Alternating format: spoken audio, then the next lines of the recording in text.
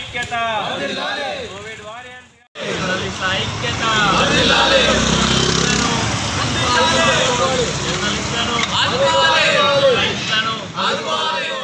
సమాచారాన్ని అందించే ఒక వ్యవస్థ కూలిపోతుంటే ఎలా ఈ ప్రజాస్వామ్యాన్ని మీరు రక్షిస్తున్నారని భావించాలి. పావురాలు సమాచారాన్ని అందిస్తాయి.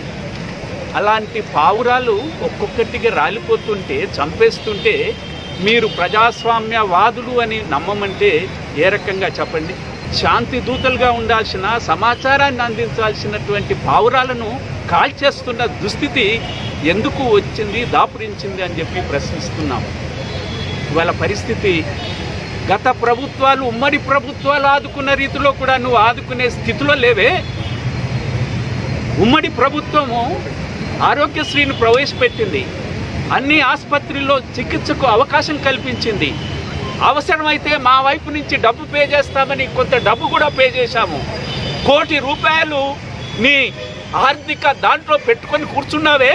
జర్నలిస్టుల డబ్బుని, జర్నలిస్టులు ఇచ్చిన వాటా డబ్బాన్ని ₹1 గుడ్డి కింద వేసుకొని కూర్చున్నావే.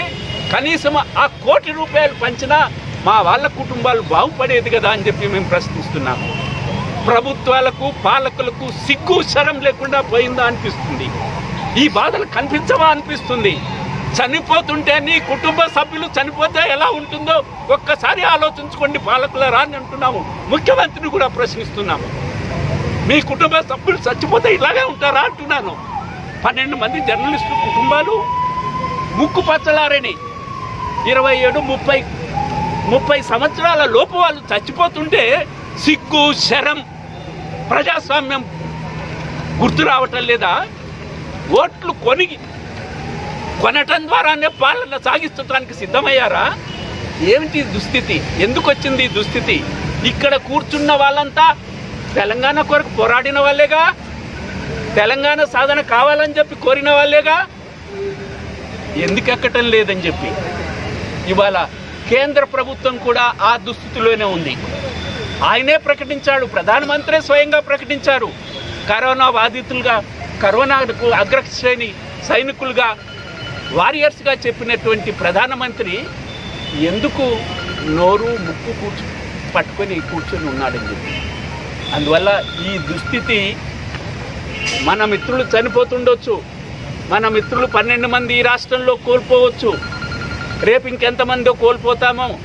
కానీ ఈ ప్రజాస్వామ్య వ్యవస్థ మనుగడను కాపాడటానికి బలి పశువులు అవుతున్నామని చెప్పి గుర్తిస్తున్నాం.